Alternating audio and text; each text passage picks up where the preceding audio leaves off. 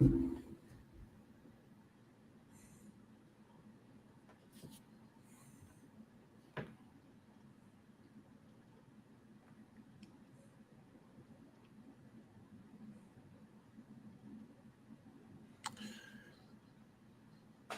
up? What's up?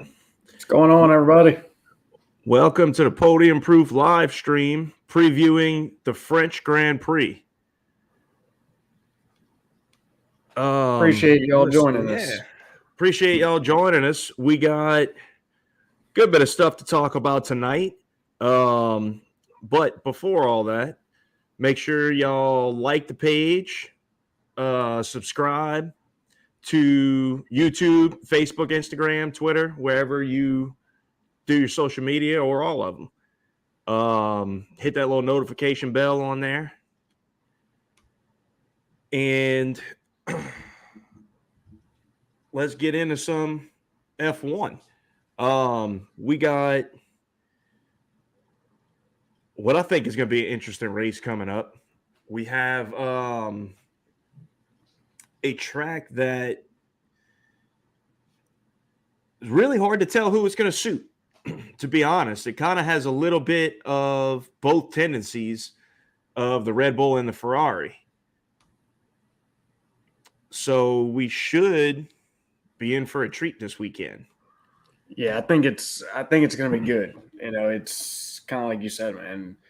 Previously we've always kind of been able to look at I say always, after the first little bit of the season, we were kind of able to look at a track and somewhat have a decent guess at who it's going to suit. But I don't really think this one necessarily suits Red Bull or Ferrari over the others. No, I tend to agree, man. I think it's mostly I think there's different parts of this track that are going to be good for each of them. And we should have what I think might be one of the most exciting races of the season. It was a thriller last year. If anybody recalls, it's kind of the one where Max and Red Bull flipped the script on Mercedes. Yep. They really took a page out of their book and what they had become famous for doing with these, adding an extra pit stop to what was conventionally a one-stop race. And, Max goes and grabs a set of fresh medium tires with, I believe, 20-ish laps to go. And then just proceeds to lay down qualifying laps and run down Bottas and Hamilton. Mm-hmm. He got Bottas with a little bit of maybe 5 or 6 laps to go. I think he got Hamilton with only like 2 or maybe 3 to go. Yeah. But it was an exciting race for sure. This track they had a good bit of passing. It's not super conducive to passing. It is. I don't know. We'll see. These cars, with these cars, it'll be a little bit better than what we've seen. Yeah, I mean, generally, it wasn't always like known as one of the tracks that has a ton of passing, But I mean, looking at the track map, I see a lot of potential passing zones, but it just seemed like we never got a lot of it. Not like what you would think, but. With the new cars, man, that kind of all changes. So it'll be really interesting to see how these new cars on this track do. And that's kind of been the story all year, right? I mean, yeah, we've had all these tracks minus Miami. We've had all these tracks for forever, and we kind of know what to expect from them, but you throw these new cars in the mix and it's all up in the air. Yeah, I think except for Monaco, we kind of knew what to expect there. Right. Man, I really think with with the fact that these new cars have proven to be able to really stay nose to tail for quite a while in terms of not only overheating the car, but the tires not getting Mhm. absolutely demolished. Yeah. I think that will lend itself to this track maybe getting rid of that stigma that it's not great for passing. I mean, the way it's set up, the passing, the overtaking zones, I mean, you got to be, unless you're flying compared to the car in front of you, you really got to be tucked up underneath them, coming into these straights to be able to take advantage of it because they're not overly long. Mhm. Like you're seeing on some of these newer circuits. I mean, this track was built back in the 60s, I believe. 60s or 70s. Yeah, I want to say it was like late 60s, 68 maybe. So, I mean, back then you really didn't see on these conventional tracks of that era, you didn't see these super long straightaways. Ooh, you were a year off. It was built in 69. Damn. Hey, That's close. little fun fact about Circuit Paul Ricard. You know who owns it? No, Bernie Ecclestone. maybe not for long. Have you seen the news on him lately? Honestly, I have not. No. He, I saw it a couple different places, but I want to say he got busted for some pretty serious tax evasion Really? accusations anyway. Mm-hmm. Let me see here. Let's see. Former Formula One boss Bernie Ecclestone has been charged with fraud for failing to declare $400 million in overseas funds. Huh. Source Wow. CNBC. Interesting. Very interesting. So, I mean, he might not be owning that bad He boy for very he long. he might not. Yeah. Well, and you know, I don't know how all this stuff works. I mean, it's not like he personally owns it. It's He's part of a a collective or something, company or whatever. right?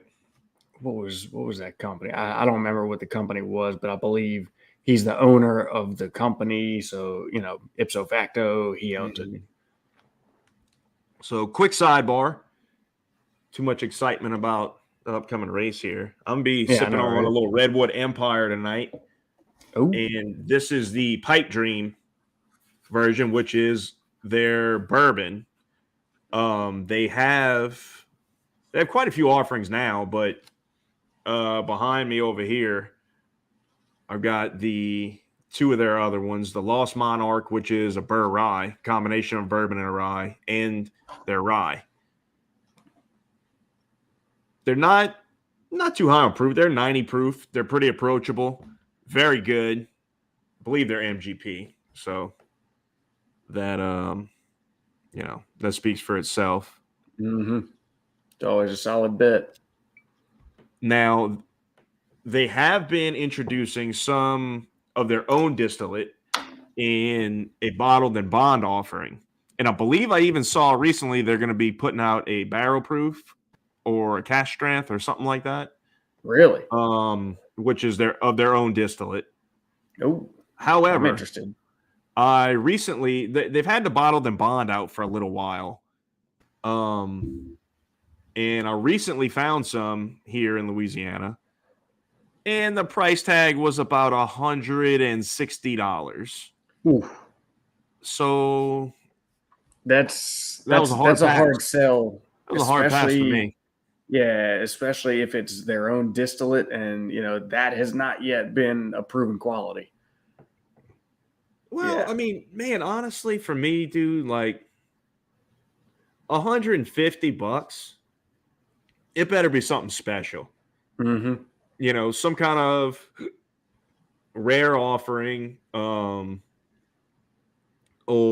I don't know, just something aside from just a regular bottled and bond. Yeah. You know? Can you tell we're not buying secondary?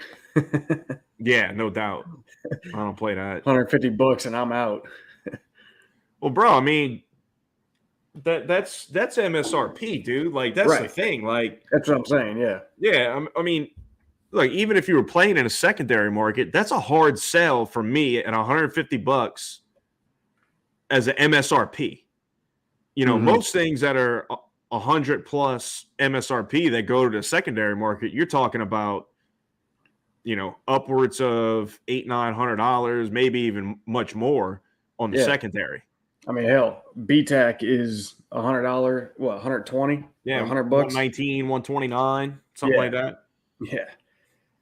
So, Yeah, yeah. I'm not sold on that, but like I was saying, these are roughly $35, give or take, depending on where you're at, and they're excellent Yeah. offerings for that. I got one somewhere like right there in the back, I think, is redwood. So, what you got? I am going to be dipping some red wax tonight. It's going to be a maker's kind of night. So I'm going to start off with, this is one of the private select barrels that was for Virginia ABC, which this one is probably my favorite makers that I've had to date. This one is the Smooth and Savory. And if you're curious, so if you don't know, the private select, I think they've added some different ones for this year, but last year there was 5 different staves, and they would put, I think, a combination of 10 different stave profiles in these. So you would get, you know, certain ones had different combinations. This one has 5 seared French Cuvée staves and 5 Makers 46 staves. And it is, as I said, probably my favorite makers that I've had. Sweet. I got a couple other private selects here behind me we'll get into after this. And I was gonna put the 46 cask strength in there, and then I realized just how low that bottle is, and I don't have a backup yet, so we're gonna have to hold off on that one. Dude, that might be the best, just somewhat easy to find offering out there. The 46 cask. I don't disagree with that. But no, I love Makers, dude. It's probably my favorite distillery. And I mean, 46 cask is, I mean, way up there on my list. Definitely in my top 3 of just available offerings. All right, let's jump back into some F1. We are a couple of Maker's Mark ambassadors. This is true. If anybody hasn't, you should definitely check that program out because it's awesome. I mean, we've got a barrel in their rick house with our name on it. This is also true. And I will go see him one day. Or her. Hadn't decided yet. Right. Let's jump into some French Grand Prix here. Ferrari's been building some momentum as of late, winning the last 2 races, and all honesty, should have been 2 1-2s in a row. Yes. You know, I mean, they blew it in Silverstone in terms of the 1-2 and the strategy. Yep. Still got the win. They blew it in Austria too, literally. Yeah. Well, to be honest, though, they didn't. Finally, I mean, just looked sharp in terms of their strategy. Their moves were decisive. They didn't look mixed up by when Max pitted early. Yeah. You know, they looked confident and they were decisive. You know, they knew what they were doing. They knew the strategy they wanted. They knew both of their cars had the pace to do it, and they went after it, and they would have got it done had, signs not blown up. But Yeah. I mean, last week was that aside, just taking that out of this debate or conversation, they looked in great form. yeah, without a doubt, man. Everything from start to finish, minus the fireball, it looked like the Ferrari that we've all been wanting to see, right? It was not the Ferrari that disappoints us and drops the ball and makes these terrible decisions. They looked like a put together team. Yeah, I mean, they finally looked like they knew what they were doing. Mm-hmm. And man, if that's the case, if they can keep that up, engine issues aside, they will cause Red Bull problems. Because clearly what we've seen is they, with their latest updates, they have the race pace. They do. We've been speculating that for a while, but just because of the way things played out, we really didn't get to see it. Well, right. We got to see it last week. Yep. And I'm fairly confident that's going to continue to this week. They're riding a wave right now, and it's looking like they have got some of this figured out. I believe they put out a statement regarding the Sainz engine explosion, and that they have figured out and rectified the problems. Yeah, I mean, they said it was the same thing that got Charles. Right. In Baku, but they couldn't do anything about it on Carlos's car because that engine was already in the pool. Exactly. Essentially, It was a ticking time bomb. Mm-hmm. I think they were hoping that they could have got it to where, and man, my bad, I didn't look up where everybody's at, but I think they were just trying to hope it along to where they didn't have to introduce another engine quite so soon. Yeah. Try to kind of strategically phase that one out instead of being forced to. Right. And everybody, I feel like a lot of what you're hearing lately is, Ferrari is really going to be screwed on the back end of the season with these engine penalties. But let's not forget, in the first 3 or 4 races, Red Bull burned through some engine components. Yeah. So they're not exactly sitting pretty in terms of their allocation either. No, they're not. They've definitely done themselves some good with how reliable they've been after that. Mm-hmm. But they definitely did some damage to their initial plans. And I'm pretty confident that everybody's going to be taking penalties once we get maybe race 15 or so. Yeah. It's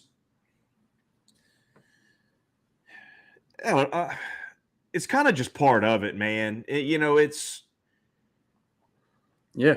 Well, I think three engines is kind of ridiculous for the whole season. We're on. This is race 12. Yeah, I'm not mistaken. Down. 11 down. Yeah. So halfway. I mean, we're halfway, and look at what everybody else has also had to replace, and take thus far. There's still a lot of season left. Mm-hmm. Come the last quarter of the season, I think we're going to be seeing a lot of penalties, a lot of grid penalties for engines, engine components, that sort of thing. And I don't think it's going to be Ferrari, mainly Ferrari. It's going to be a lot of them. Well, supposedly they have a long-term fix that will be introduced possibly next weekend or the one after. I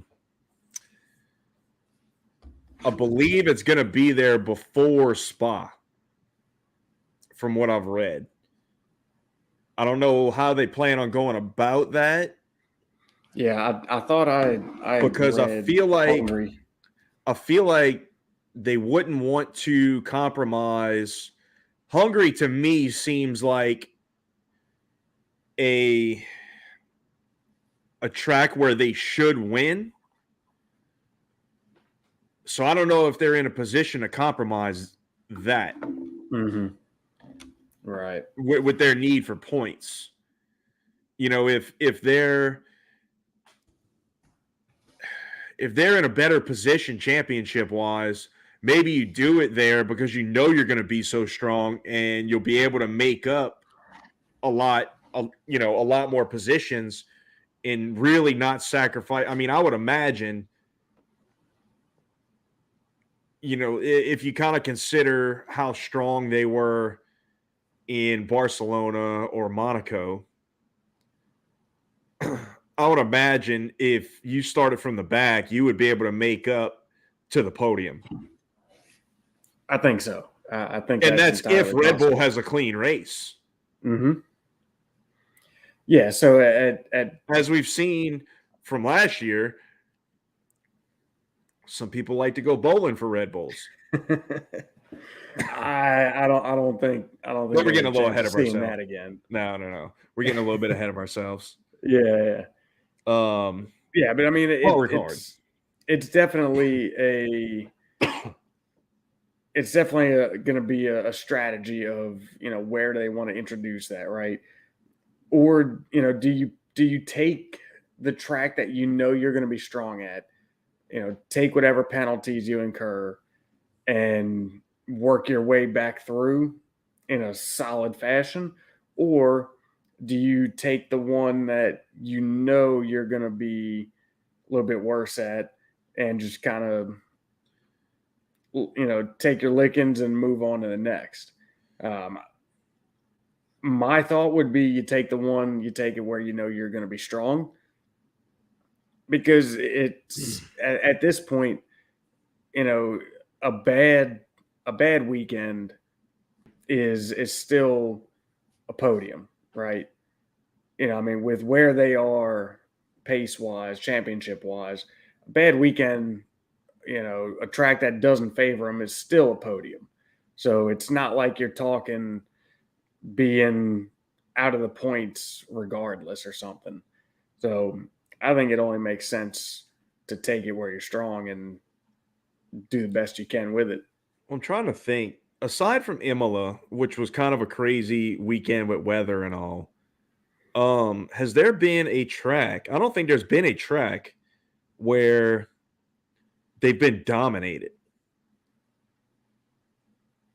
just on pace. Obviously, they've had, points wise, they've been dominated because of, their own issues. But just on raw pace, I don't think they've been dominated anywhere. Well, and that's the hard part, right? So I mean, for a while we were even their bad times are still really competitive, right? But for a bit, we were seeing where they had the pace over one lap. They had the qualifying pace, but not the race pace. But they even still had race pace. No, hold on. They still had race pace, but what we saw was they didn't have. Red Bull had the ability to close and pass them, which they did not have the ability to do to Red Bull. They still had the pace. They were still right there. Yeah, well, and when I say the race pace, I'm talking relative to Red Bull. yeah, they were still, second in constructors finishing when they didn't have the pace. But yeah, I mean there's been tracks where I would agree with you and say that they have not been dominated, but there was tracks where they were clearly on the back foot comparatively to Red Bull Yeah. Yeah, no doubt. in race trim. No doubt. And I think those tracks all look very similar. Yes. Saudi, Miami, Baku. Mm-hmm. Well, we say Baku, not really. We didn't get to see Not that play out, but they were looking yeah. damn strong there. Yeah, I would say not as much with Baku. Mm-mm. So anyway, let's roll that into, do we think Red Bull has lost their advantage? No. Mm-mm. In terms of pace, I'm talking about, not championship points or anything like that. Yeah, no. Have they lost their race pace advantage that we just alluded to with what we've seen here in the last few races? I mean, I think Canada was supposed to be a track where that Red Bull car was dominant, and it wasn't. mm-hmm. Then Well, Silverstone, Red Bull Ring, they were supposed to be the they favorite. were, dude, exactly. And Ferrari looked to be far superior in Austria. Mm-hmm. So, I mean, have we seen that advantage that they held disappear, or at least maybe lessen? I think or what we're seeing change? is just kind of this ebb and flow, right? And I think this is what we're going to see the rest of the year. Ferrari came out the gates in this season really strong, partially due to Red Bull's reliability issues, but nonetheless, they came out looking to be very, very strong. But even And still, I then, mean, they won, even despite the reliability issues. Charles was going to win Bahrain. Charles was going to win Australia. They weren't gifted those wins. right. But nonetheless, we've kind of seen it so far this year already, where it's just like an ebb and flow. Ferrari came out the gate looking strong, and then they kind of fell off. And Red Bull didn't look as good at the beginning, but then they picked up. And now I think we're seeing, we're definitely seeing Ferrari back on the upswing. And maybe, I don't think it's that Red Bull is falling off. I don't think it's that by any means. I think they just have not gotten, whatever upgrades they have done to the car or whatnot. Ferrari just has the upper hand right now is all it is. But I don't think, to say that Red Bull, or not to say, to ask, has Red Bull lost the advantage?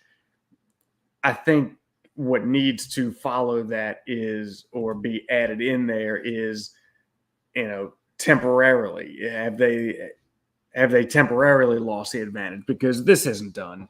We're going to see this up and down for the rest of the season, this back and forth.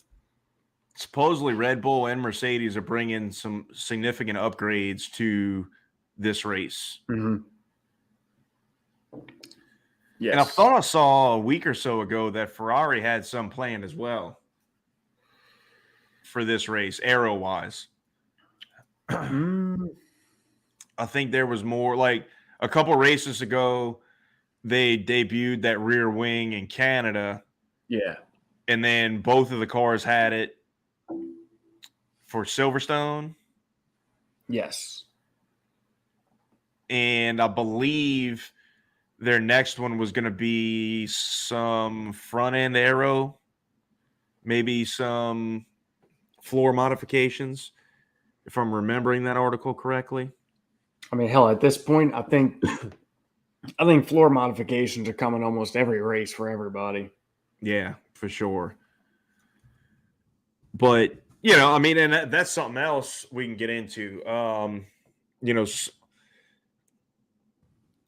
nothing is in stone yet, but it seems like it's inevitable before the FIA drops something. I mean, they've been talking that they're going to, but they just keep dragging their feet, because I think they're realizing there's a lot more to it than just saying, "Hey, y'all got to do this."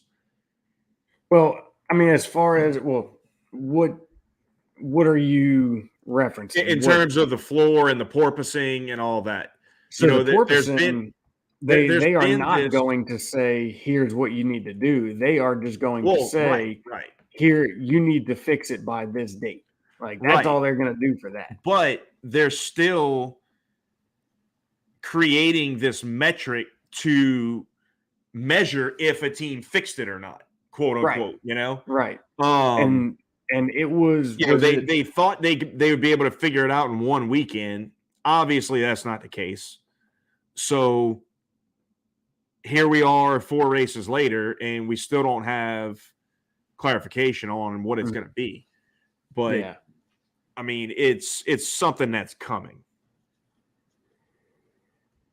Yeah. Yeah, it is. And I remember, was it in Austria where I remember hearing them talking about how they were pretty certain that the whole metric of measuring the porpoising, they've pretty much got it ironed out and figured out and all that. So I think here shortly we will see that put into play. Yeah, I'm sure. And The funny thing is, Ferrari and Red Bull don't seem concerned about it. And I don't recall watching Austria that their porpoising was much of an issue at all. no, it really wasn't. It was not. And I think we'll probably see the same thing here. I think we'll see the same thing in France. Mm-hmm. It's not these super long straights like what we saw at the beginning of this year.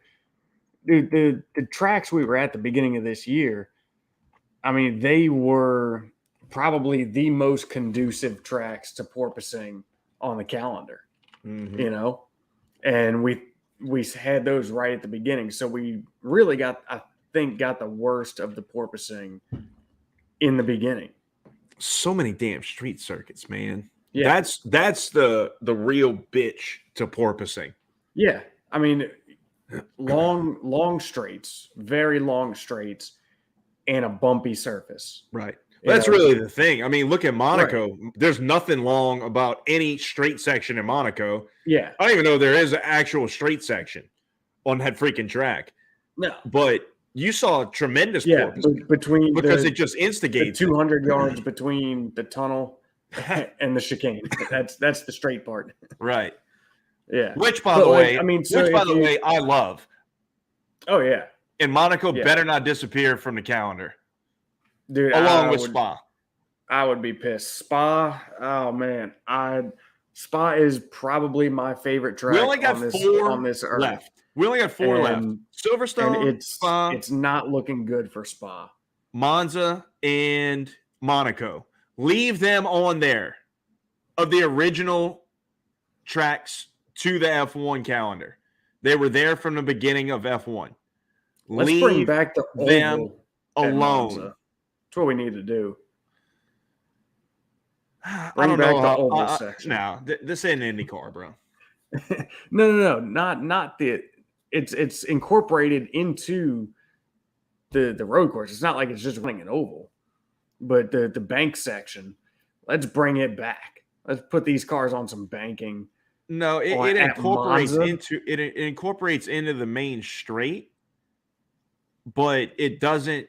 I don't believe there's a way to do it along with the actual track. I'm pretty sure. I believe it's one or the other. Nah, I'm pretty sure. There is. Either way, it's nothing now. It's not going to happen because it's just there. It's not like it's maintained. Yeah, no, it's in terrible shape. It's essentially a shrine of the past. Mm-hmm. Yeah, Yeah. They better not But bulldoze it. I feel like yeah, I know, it, right? like the house in the corner of Eau Rouge that they got rid of. Dude, I was so upset about And that. bro, something else about that. If they bulldoze that freaking house and And then they're change gonna that take it iconic off the corner calendar. and then don't even go Yeah. back there? Are you Mm-hmm. kidding me? Right. Yep. Yep. And oh man, it's Spa's in the hot seat right now. It Well, is. from what I've seen lately, the country is actually getting involved, and it looks like it's going to be there. I don't know what the holdup was, but I read somewhere that Belgium is actually kind of made it a priority to make sure it happens. Good. Yeah. Good. Squeaky wheel gets the grease. Dude, Where's the petition to keep it? I'll sign. where is somebody with power in F1 that's just going to put their arms around some of these, I'm going to use this word, but essentially sacred tracks to this sport and just say, look, we got 20 plus freaking races. These 4 stay. You know, you're making gobs and gobs of money everywhere. Let's iron out some mutually beneficial deals with these 4 original tracks and just make it work for everybody. Dude, like, I do not want to get to a point where the oldest track was built in 96 or 2004 or something like that. Well, and what I don't get is, so like these, you know, we are getting ahead of ourselves, but we're on the topic of Spa, because that is a big topic in the F1 world right now. It's not like there's nothing else that happens at the track, right? It's not like F1 is the only event that comes to that track. If F1 leaves, the track is not going anywhere. So Right. it's not like it's a matter of, you know, the track's not making money and F1 is the only thing keeping it afloat. You know, so it all comes down to a money thing. But you can't tell me that Spa does not, okay, maybe it doesn't profit as much as, say, you know, Miami did this year. I don't know what it profited, but, you know, some of these street circuits in these big cities, maybe it doesn't profit as much. But you can't tell me that after the race weekend that Formula One is not in the red, or is in the red. You can't tell me they're in the red after that weekend. You know, so it's like you're making money. That's y'all's whole goal nowadays. It's all about money. It's not as much about the racing. So, Well, you know, and look, man, something else to consider that these people should be considering when they're building this calendar. Up until they should be considering the rest of us that have been watching this shit for a lot longer than the last 10 years. What about us? No. What? Up until 2020, Imola hadn't been on the calendar for quite some time. Mm-hmm. And then they go back there because of COVID, because it was able to host a race. And they just had to fill spots on the calendar. And I would say the majority of the drivers on the grid had never driven that track. Mm-hmm. And I remember watching that practice session, that FP1, and the onboard, you know, they were playing like these onboard, the radio messages left and right. And all these drivers, after, you know, halfway through the session, were like, oh my God, this track is incredible. How have we not been racing there? Keep this track in F1. This place is unbelievable. This is one of the best tracks I've ever been on. And it was just comment after comment along those lines. And that goes to show you something about, these tracks, man, where, Silverstone, Spa, Imola, those three, Monza and Monaco kind of bring their own uniqueness in different ways, but those other three, they're just like pure great racetracks. Yeah. The way they flow, the way they even look on TV when the cars are running around them. It's just, you don't have that with all this new crap. No, you do not get the same experience, and the drivers, you're not going to get the same feeling, that seat of the pants in the car feeling. You're not going to get that from these street circuits like you are going to get at Spa. Right. The way things just flow, Yeah. Well, that's exactly what it is. Yeah. Like they got this shot that you still see it, but I believe it's the old pit straight at Silverstone that leads in. Is that leading into Cops? The old pit straight leads into, or no, Cops. Yeah. So there's this camera angle where you're looking straight on at the cars, and the camera is fixed. It doesn't move with the cars. And you see them coming straight at you and then just dive right into Cops. And to me, it's just one of the coolest shots that you'll ever watch of any racing series that there is. And it's such like a perfect camera angle / corner / like everything, the way you get right at the last second, you get the whole side profile of the car, but it's just streaking into that corner, but it's a significant corner. So it really gives you a real feel for how much speed they just hit a 45-degree angle at. Yeah. Yep. But anyway, we can chase this rabbit hole all the way to China. One thing to add to that, and then we'll get off of this soapbox. If they want to keep adding these street circuits, if that's going to be the way it goes, then I just have one request, and that is, you want to add street circuits? Fine. Go race some F1 cars in Bathurst at Mount Panorama in Australia. That would be probably not the greatest F1 race, I'm not going to lie. But as far as a track goes, that is one of the coolest places ever. If you get a chance, go look up laps.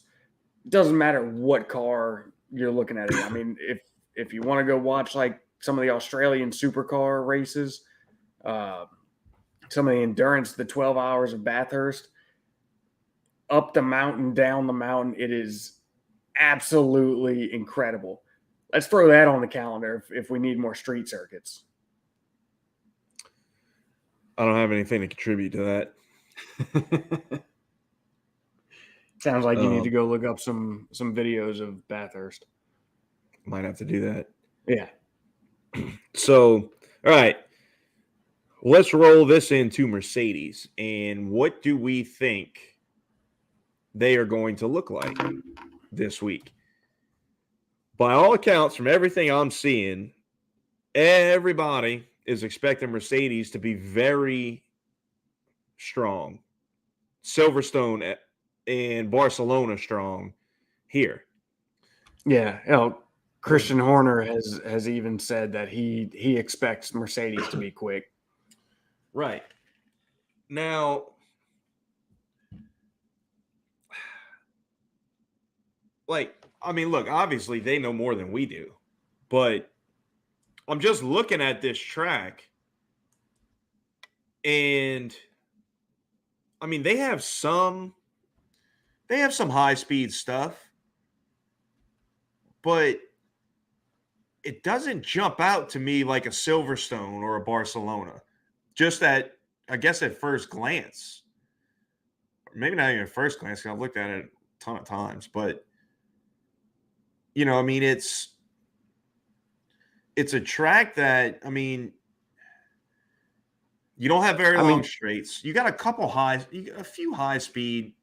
I mean, there's some high speed, some higher speed turns. You know, You turn got like 6 and one little 7. section. Yeah, but Uh, 6 and 7 is not going to be that high 10. speed because you're I coming mean, off of really, such a slow speed turn. yeah, but it's still somewhat tight turns, but on throttle, on power. You know, most of the third sector, minus the last turn, is all going to be pretty high speed turns. I mean, 10, 11, 12 tightens up a little bit, 13, 14 are 13 all, is not even a turn though. Like that's a joke that they call that a turn. well, yeah, fair enough. That's like turn 14, 30 at Baku or whatever. The little yeah, kink in the straight that's, uh-huh. half a mile wide. Yeah, yeah, yeah. Like that's not a turn. No, no.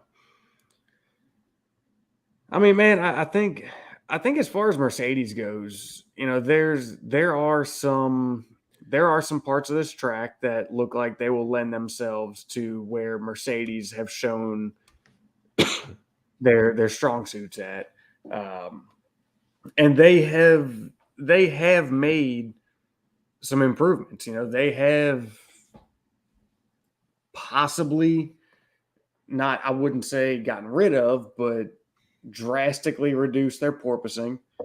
Um, but man, what I keep looking at is, yeah, they're finishing on the podium. They're finishing third, fourth, but they're still finishing 40 seconds back. Well, look, man, their one lap pace is getting stronger for Yes. sure. Yes. Now, the problem is their biggest issue is rear stability, right? Aero wise, aside from the porpoising issues, like Mhm. all that aside, Yeah. they have a very sketchy car on the rear end. If you pay attention and watch during the race, really more so in practice and qualifying, because the race, half the time they're babysitting tires and all that. But I feel like you see it a lot more in practice when they're starting to push the envelope a little bit. Mhm. That car, when they come out of low speed and get on the power, that car, the rear end of that car is all over the place. It looks like it's on ice skates. Yeah. And that's what really is still going to be their Achilles heel in race pace because they're going to destroy tires. So I have a question for you on that topic.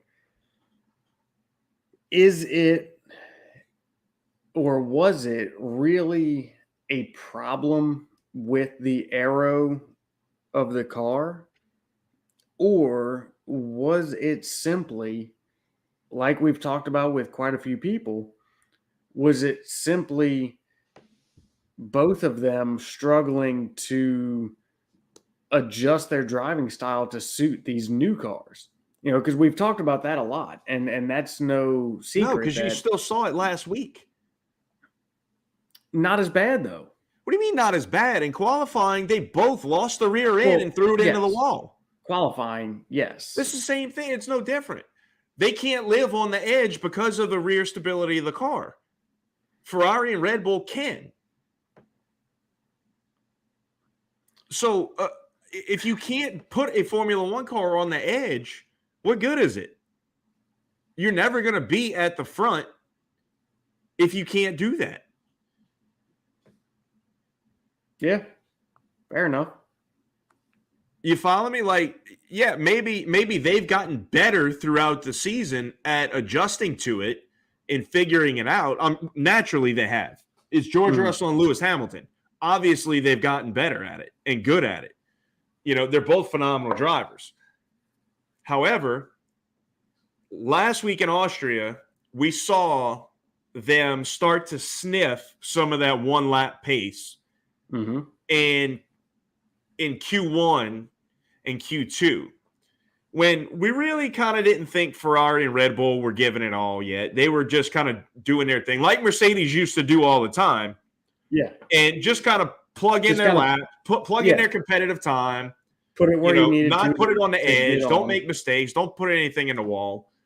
And get into the next session and then crank it up in Q3. Yeah. And you saw Mercedes starting to hunt down some of those lap times and really look like they were in the mix. And then come Q3, I think both of them kind of thought they smelled blood and went for it, and the car's just not there.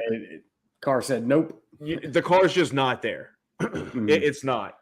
And both of them, they lost the car at different places, but in the same exact fashion. Yeah. That rear end just went. That George was facing the other direction of the racetrack before he even knew what happened. Yeah. So add a little bit more rear wing to it. They're not going to do that because that's going to compromise pace. Well, look, man. I mean, look.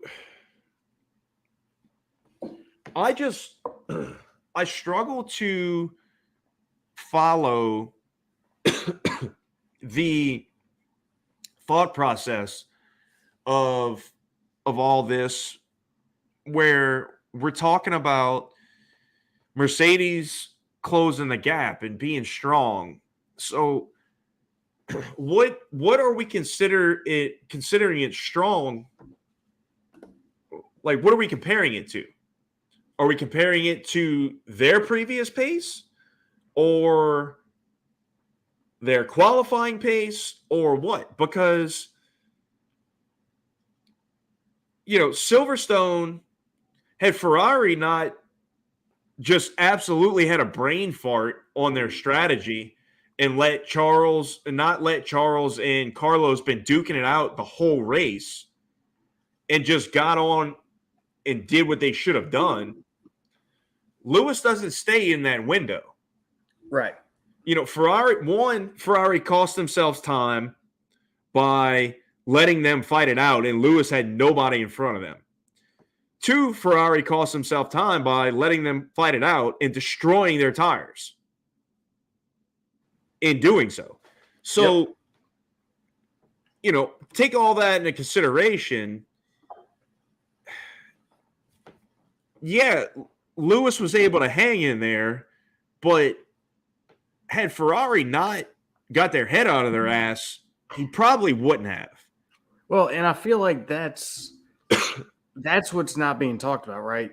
When we've heard, Mercedes is back in it, it's like the bigger picture is not being looked at.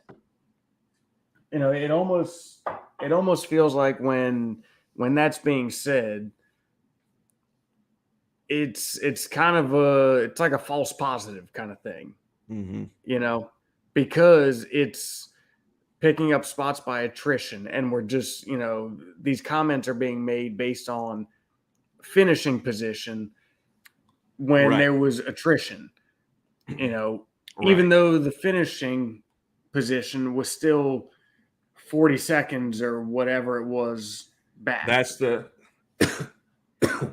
the kicker right there. Now, and their results have been phenomenal. There's no doubt that they are by far the best of the rest by a long shot. Right. But I mean, that's the thing, though. They're kind of in this like no man's land, right? Yeah. Like they are clearly better than McLaren and Alpine and the rest of them with their pace, but they are clearly not at the pace of Red Bull and Ferrari. They're kind of just in this area all by themselves, you Right. know? Yeah, I mean, look, dude, at the end of the day, they were 40 seconds off of the lead Mm-hmm. last race. And I'm just That's been consistent too, being that far right, off. right. And Toto keeps saying, like, I've seen Toto say multiple times in the past couple weeks that they've halved the gap to the leaders, and I just struggle to see it. Yeah. Because they wasn't getting lapped consistently in the first few races. I think Lewis had some struggles early on. He might have got lapped, but it wasn't just because of pace. It was because of other issues. Mm-hmm. Yeah. Well, I mean, and more towards the beginning of the season, he was back in, like out of the points or right. maybe just And fighting for he some was points. struggling. He was struggling. He was Whatever struggling. the situation was. Right. What they had stated was that he was running some different setups, trying to work on, learning this car, figuring it out, whatever the case may be. He was struggling nonetheless. But, yeah, the car as a whole is not closing the gap to the leaders. Right. So I don't know, man. It's something that we will, time will tell. And like we've said a few times, I think this season we're not going to see. Look, we might see them jump up in a race and pull out a win. That's completely possible. But I don't think. I think it would take something. Nothing's out of the question. Right. It would take something kind of crazy to happen, in my opinion. But I Mm-hmm. don't see them threatening for race wins unless they make some kind of magical breakthrough in this car. Right. Right. Now, is that possible? Sure. At this point, it doesn't look like it's very likely. No. But, I mean, we'll see. Yeah. Yeah. I mean, and again, it is Mercedes, right? So these possibilities are not out of the question. They just look a little bit less likely weekend by weekend. For sure.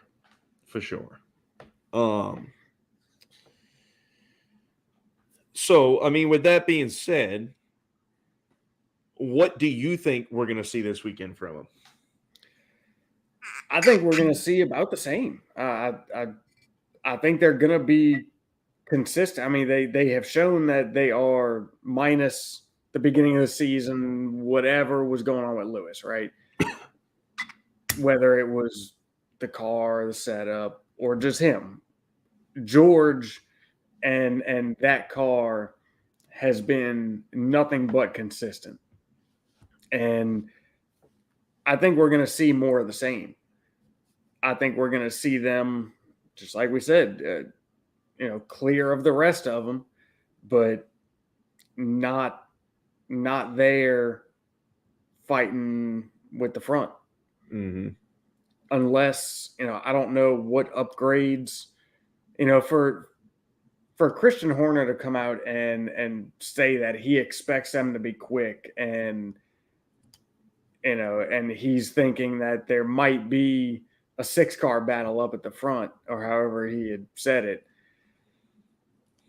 Unless is he just saying that to kind of play the games and, not come out and say, hey, look, we think we're going to be on fire this weekend. Like, he doesn't want to come out and talk about Red Bull. He's going to come out and play like the underdog. Or is he legitimately thinking, or does he know something about an upgrade that they're bringing? I don't know. That is yet to be seen.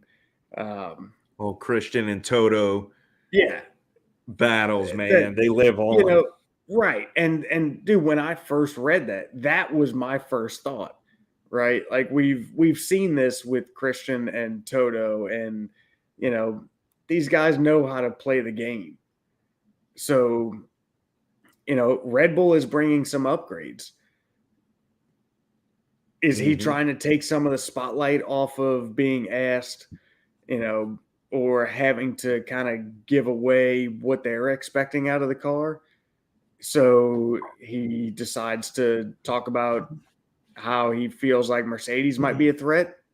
You Right. know, I think that's entirely possible that that's the case. Yeah, I agree with that. I agree with that. I mean, you really never know Yeah. what is going on with when it comes to Christian. It's very slick, just like Toto. Everything's kind of got some kind of, I guess, It's all very methodical. yeah, like everything's kind of behind a curtain, right? Right. Right. So yeah, we'll see, man. Personally, I think they might be a little stronger in qualifying. I don't know in terms of race pace what we're gonna see. Mm-hmm. I really don't, man. I feel like it's something that it's just been too hit or miss to really say one way or the other. I mean, it's been what? You got aside from Barcelona and Silverstone, they have been exactly where they are. And even then, their results were the same. Mm-hmm. Yep. I mean, when Silverstone went on equal tires, they played their strategy really, really well in Silverstone, and that late Mm-hmm. safety car screwed them and took away that Yep. advantage. Yep. And then when you saw them get on equal tires with the Ferraris and the Red Bulls, they finished behind all of them. Yeah. So, I mean, we'll see, man. I feel like, if they could get in a situation at a track that suits them like a Silverstone and really take a leap and play some kind of strategy, they would need some help, much like what happened in Silverstone. They might be able to make something happen, but they would need it to go clean. Meaning they would need help from probably a couple of the four cars at the front, Yeah. Well, there and they would and also by need help, help. it's Meaning they going to would need need to a clean be. race, no safety car for their strategy to take effect. Yeah, but by help, I think that's going to mean misfortune of others. Yeah, for sure. You I mean, know. obviously that's what help means. Yeah. But still, I feel like sometimes maybe they could beat one or two. They're not going to beat four of them. No. You know what I mean? Like if you play your cards right, you could beat a couple of them, but there's no chance you're going to beat all four of them. No. Mm-mm. Like unless they all take each other out. You know what I mean? Like, Yeah. Right. you're not going to beat four of them heads up. No. Um, Not going to happen. So we'll see. I think we'll learn a lot about Mercedes after this race, and kind of where they are in terms of their development. Mm-hmm. If they have a strong showing here, I think it's safe to say they're on the right track and have really started to unlock some of their potential. And we shouldn't. I would imagine we shouldn't see these huge dips in performance like we saw earlier in the year.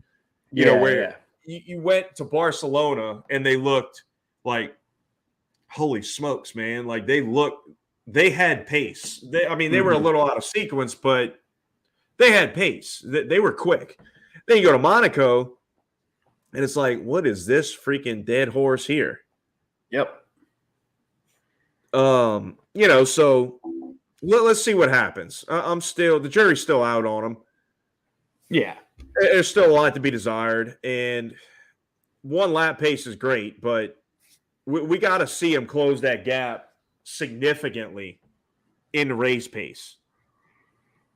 I mean, Yeah, absolutely. in order for Before me to consider them actually making strides, they can't finish 40 seconds behind the lead. right, and that's what I was about to say. Before I'm ready to say that yeah, they really are figuring this thing out and closing the gap. I completely agree. I need to see more. Mm-hmm. So let's put a button on that one, and we'll revisit that next Monday. Yeah. I think Um, I think one thing I think what we are gonna see at Paul Ricard, which should bring a lot of excitement, I feel like, is this McLaren and Alpine battle. Uh, yes.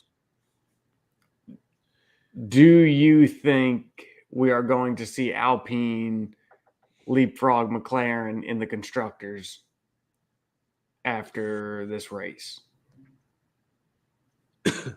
You know, I was thinking about it earlier today, how we keep on saying, because we've seen so many flashes from Fernando, right? Being up at the top of towards the sharp end of the time charts and putting in these great performances. But at the end of the day, a lot of it hadn't really yielded points. Mm-hmm. And but when you see all that, it kind of gives you a different perspective as to what's happening with McLaren, where Lando's been steady, Ocon's been steady, and Ricardo's kind of been the one that's up and down. Yep. Sometimes he's on Lando's pace and sometimes he's not. And Fernando, Ocon's never been on his top pace, but But he's sometimes been he's not more scoring anything. consistent. So you've got each one of those teams has one driver that has almost the same dynamic as each other and has just been the steady as it is, getting what they can out of the car. And it's been pretty close.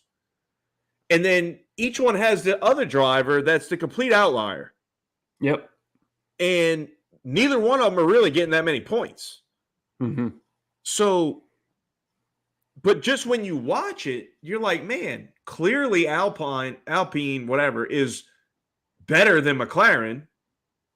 But then you look at the standings and you yeah, go, huh, but they're really maybe maybe not. not. Yeah. So Now, but when you look at the standings, if you look at the standings, so we're on race 12. mhm. If you look at the standings, and I don't have them in front of me to validate this, but I'm pretty sure if you take the standings from like race 6, you see Alpine a lot further back. Like I'm pretty sure it's been like, these last 4 or 5 races where we have really seen Alpine continuously closing the gap to McLaren. And now, they come into the French Grand Prix tied with like 81 points, I think it is. Yeah. But it has not been like a neck and neck thing this whole season. Right. Alpine has really been on the upswing as of lately.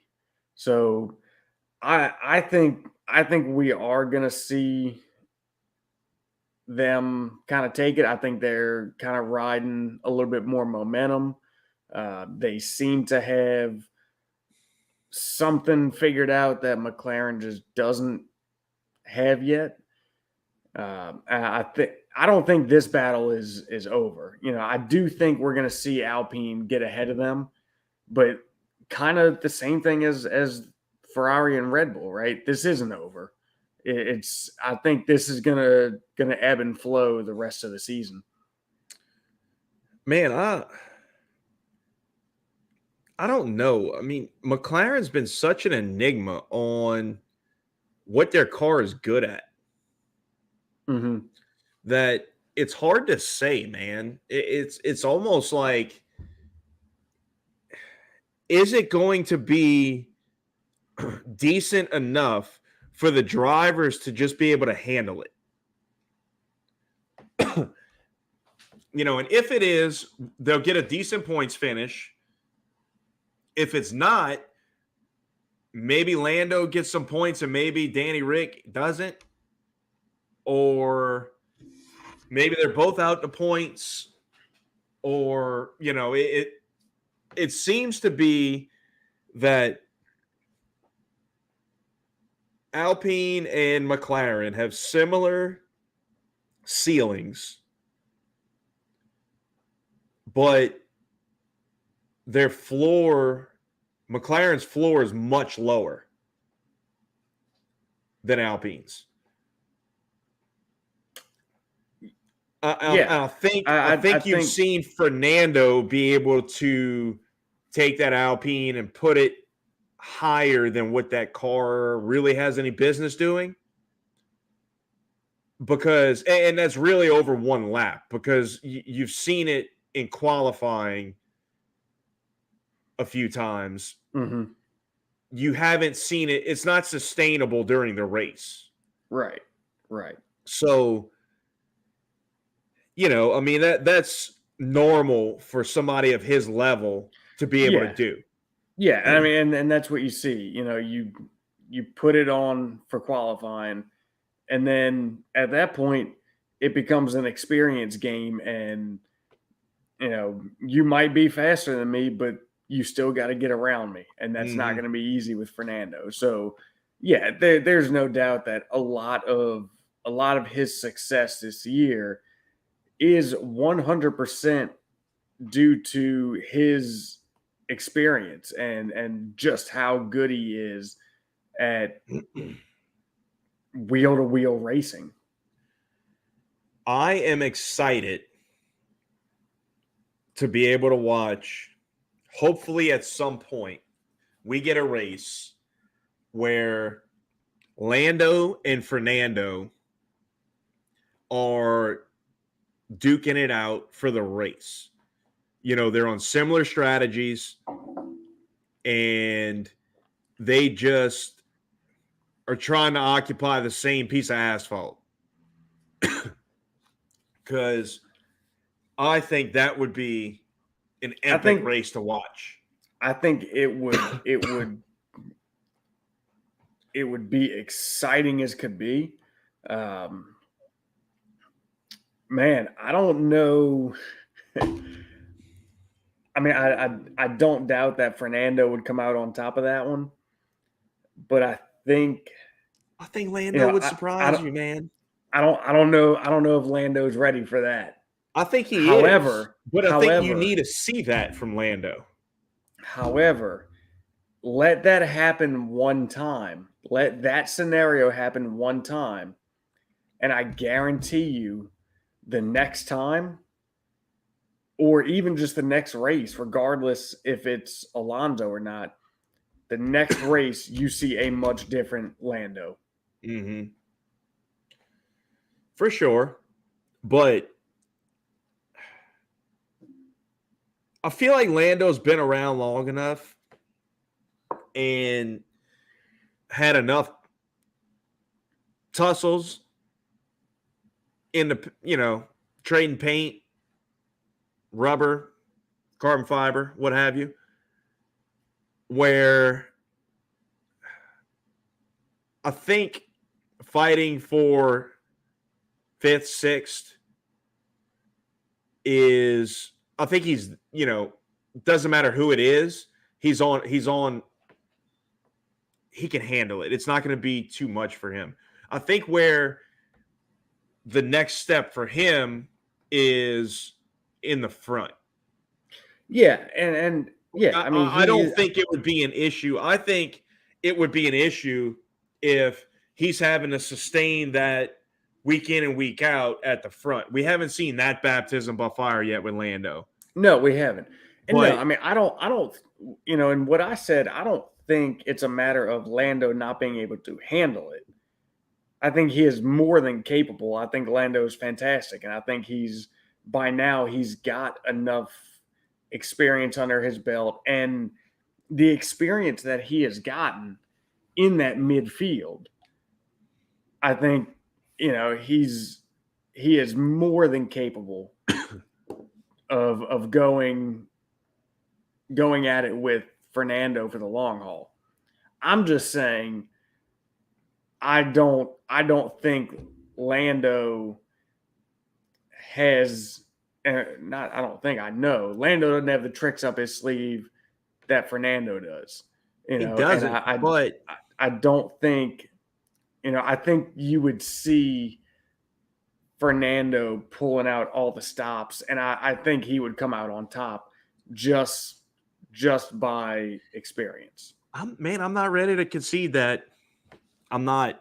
I think you're sleeping on Lando, dude. I'm not. No, I'm you not are by any means. and I know you love Fernando. And look, we all love Fernando. We know what he's capable of. I just think that Lando is. I think he's capable of given the right equipment, hanging in the front and with some of these other guys. We really have not had the opportunity to see it displayed, man. Like even last year when they were racing Ferrari, right? McLaren versus Ferrari for third and fourth in the constructors. We saw such track dependency between the cars that if you followed the championship along, it looked like an awesome battle, but you really didn't get to see that battle a whole lot on track. Mm-hmm. Right. Like you never really saw the McLarens mixing it up with the Ferraris. It was just like, and then towards the end of the season, the Ferraris just kind of pulled the gap and were better. Yeah.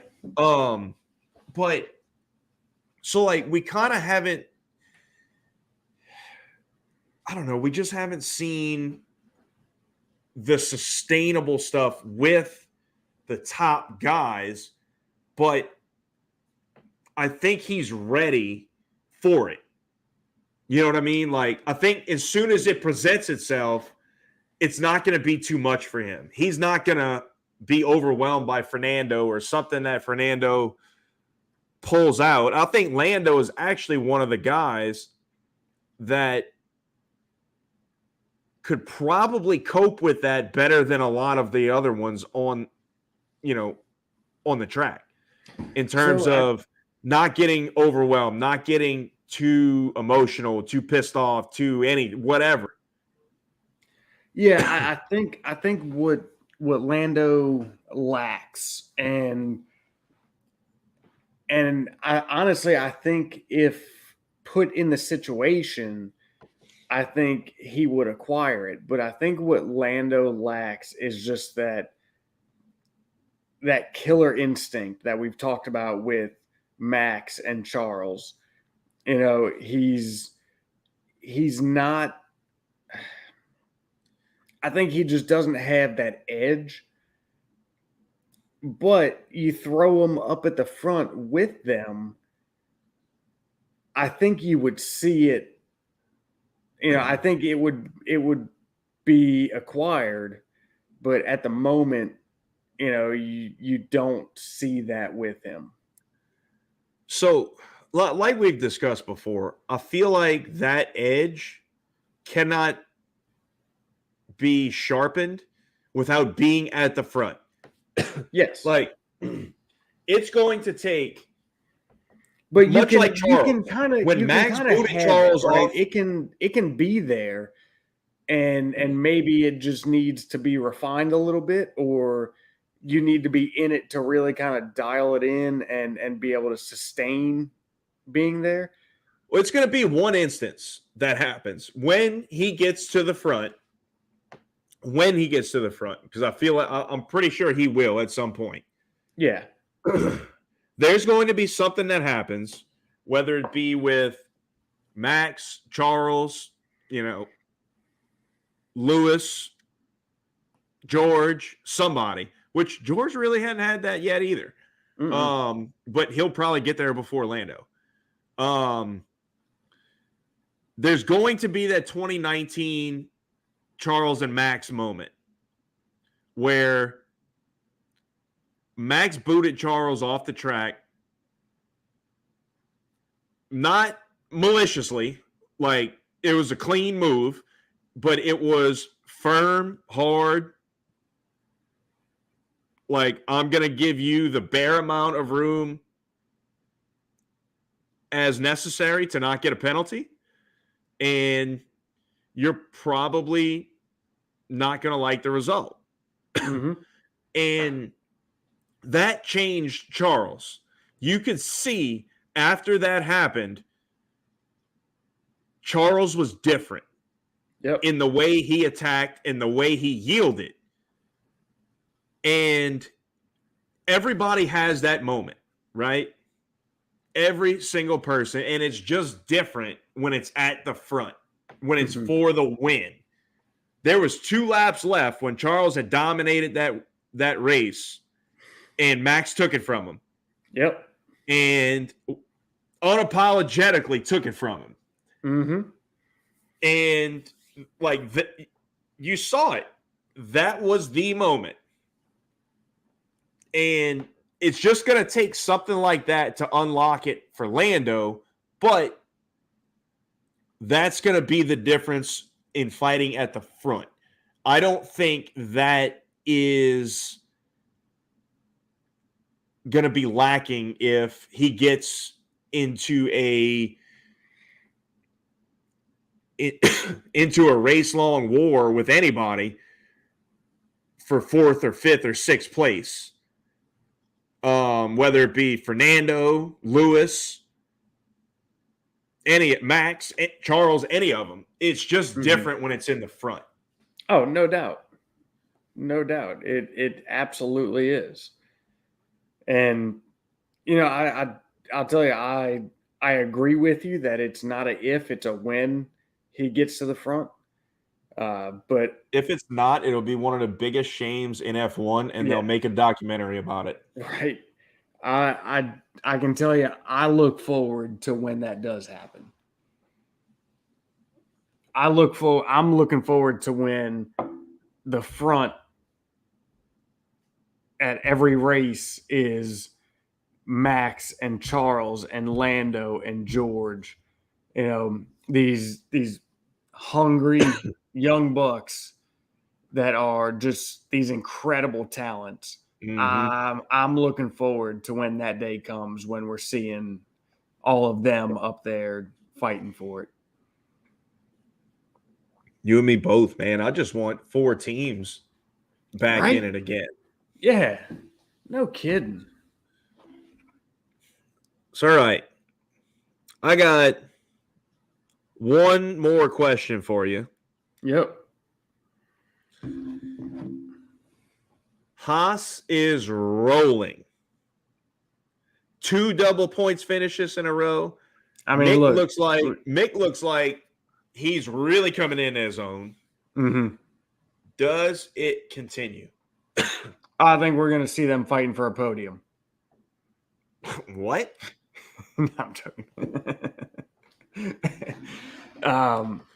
No, I do think we're going to see that momentum continuing.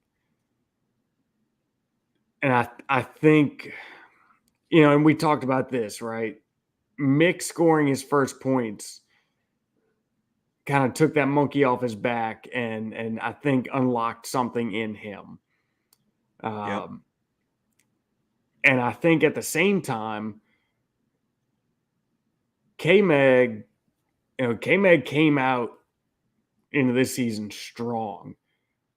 And then we kind of I feel like we kind of saw that taper off a little bit, but now, it looks like he's right back there, Right. and both of them are.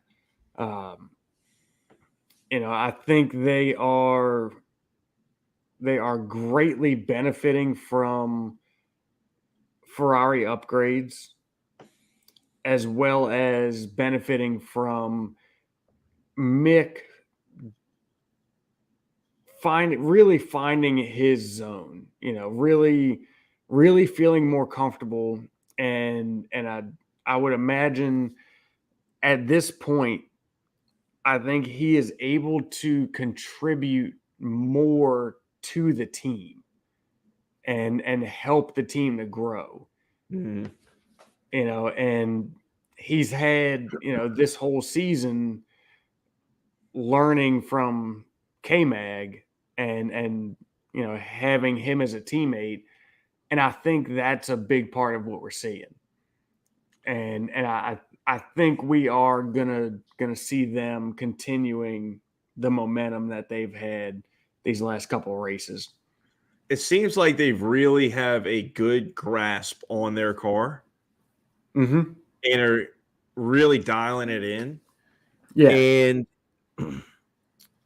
the funny thing is, they have yet to upgrade that car this year. Correct. So, Yep. if I'm the rest of the midfield, I am slightly to extremely concerned about that. Yes. Because Gunther's been pretty straightforward, as usual. I wouldn't expect anything less. Yeah. In saying, like, why rush these upgrades? Like, let's just understand our car and keep, dialing it in. And we'll bring the upgrades when we know they're perfect. Mm-hmm. And man, if that plays out,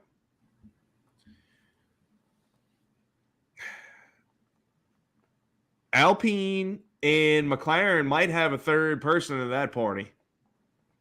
Yeah. Because the last two races, I mean, Haas has been right in the mix of that. Really, the last three. Because Canada, they were there too, and Mick's car died. But yes. Man, that could get really interesting as well. Mm-hmm. That would be very interesting. I feel like we need to see a little bit more progress from Haas, before I'm ready to commit them to that battle. Well, sure. No, absolutely. But I don't feel like they're far off, and I don't feel like it's out of reach, Well, that's the thing. I mean, we've already seen them kind of start to live in that area. Mm-hmm. Mm-hmm. And like we said, dude, they hadn't upgraded their car at all. So let's just assume that they're going to be bringing a very large upgrade package when they do it. At some point, yes. Let's assume it's worth 0.2. That probably puts them right in the mix where they need to be. In that mid pack, that 0.2 is huge. That's what I'm saying. Like, and it could be more than that they gained, but let's just assume. Let's play it on the modest side. Not modest, but I guess more realistic side. And say they get a quarter of a second out of it. 0.2, 2.5. I mean, that's it. Like, they're there. Yep. So, and if they get more than that, which you would expect, you would kind of almost expect for them pretty much saving all of their development for one major upgrade package. Who knows, man? They might leapfrog both of them. Yeah. Because they're not far behind them mm-hmm. in terms of pace. Exactly. Yeah, I mean, they don't need much Right. to be in that mix.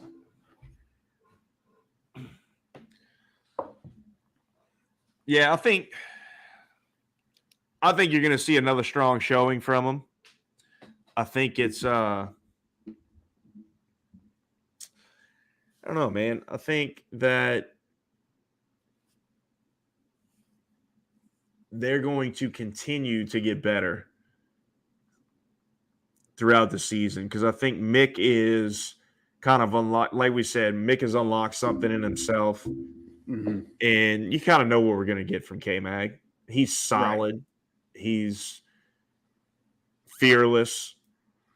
He's going to get what that car has. Yep. Mm-hmm. So I expect to, I expect they'll keep rolling, Yeah. and Yeah. then everything's to play for once that upgrade package hits. Right. Right. And I mean, man, they're in a very good position. You know, you've got K Mag known quantity, and now that Mick has really kind of stepped up. You know, you've got two solid performers at this moment. You know, and it bodes well for the car, it bodes well for the team. You know, it really allows them to make the progress that they need when they have these good performances and good data and good feedback and the good dynamic that they have. I think it's just all as a whole. I think it's a very good scenario. Mm-hmm. So,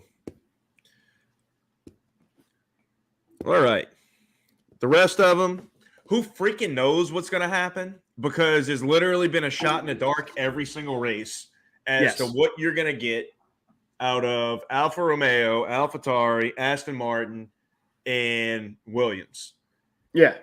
I mean, Botas So might be up there in the mix with fifth and sixth, or he might be last, mid-teens last. Yeah. I mean, who freaking knows? You know, I don't feel good about Aston Martin at all. They look to be trending in the wrong direction, Yep. just as a whole. What you think? AlphaTauri's car just looks to be rough this year. Mm-hmm. Uh, I don't know what else to say about it. It's just not there. They're not near what they were last year, and it looks to be very difficult to drive. Yeah. And it's not fast, even when you get it right. Right. Right. Tell you who's been looking steady and solid, and I think he's due for like a you know mid mid points paying position. Fighting up there like fifth, sixth is your boy Latifi. Bro, get out of here. I'll go solo on this. You say something like that again. I couldn't help it. I don't know what would have to happen for that to happen, but I don't want to see it. Jesus. I mean, that would be like some 1998 Spa carnage. Yeah, no kidding, right? I couldn't help but to kind of poke the bear on that one. That ain't gonna happen. Man, yeah. I mean, I think at the end of the day, I think we're gonna be satisfied. I think we're gonna with this race. I think we're you know it's no secret that Paul Ricard is not of our favorite tracks. Nope. But I think we're gonna be happy after the Grand Prix. I think we're gonna have a good race. I would agree with that. And like I said, I think this era of cars will lend itself to this being a better track. than it has been previously. Mm-hmm. You know, just the style of the track, man, you have to be able to follow closely in order to make stuff happen. Yeah. And you know, like before with these some of these longer radius turns with the old cars, if you were behind somebody close, you would shred your tires on some of these corners. So I mean, you Mm-hmm. just couldn't do it. No. Mm-mm. This year seems like that's a lot better. Yep. So it in theory, it should lead to much better racing.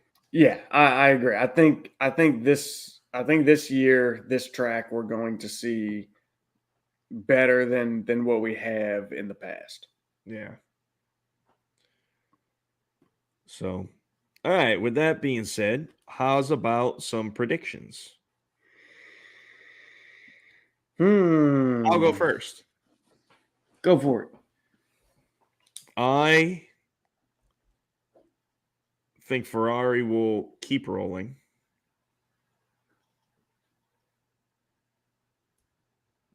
I think Charles gets 2 in a row. And I say that because I feel like it's almost a necessity for him. He Mm-hmm. has got to keep whittling away at that lead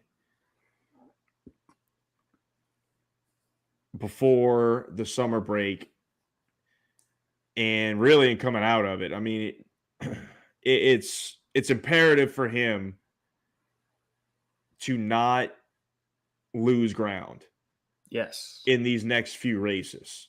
He Mm-hmm. has to finish in front of Max in the next few races. Yep.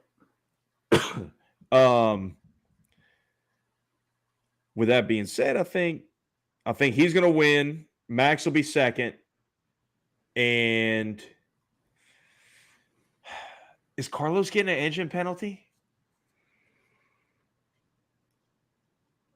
I mm, If think if not, I think he'll be third.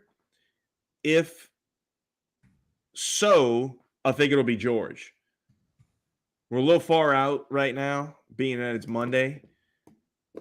So this may need to be adjusted, but yeah, Carlos Sainz will reportedly take a fourth PU and penalties at the French Grand Prix. okay. So I'm going with George in P3.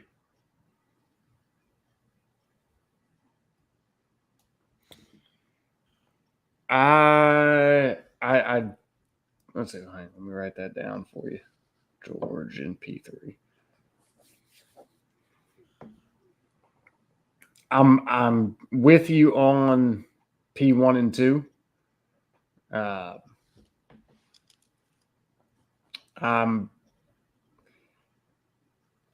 I'm not gonna change that around just to have it different. I do think we're gonna see a second win by Charles, followed very closely by Max. However, I think we're gonna see Checo in P3. Man, I feel like Checo's kind of on the back foot right now. He's kind of been falling off, but I think we're gonna see him step it back up this weekend. I think if we see and we know that he's kind of been falling off, they know and he knows. Yeah, Know? but And he I hadn't think been falling off. I I think think he's in he's a different mindset right now. I think he's kind of felt the pressure, or he's feeling the pressure, and I think he knows he needs to put it together, and I think he will. I think he's been trying to live in a space that he's not comfortable in, and we've seen him be Mm-hmm. so much more aggressive this year than what he has conventionally been. And Oh it's yeah, not ever since he got that, like him being him led him to being P2 in the championship and being right there with Max. And as soon as he got to that point, it really felt like he even had some of the momentum within the team. He kind of just started like he went ham with all these insane overtakes, and just really out of character moves, and it hasn't benefited him. No. And to be honest, in Silverstone, he should have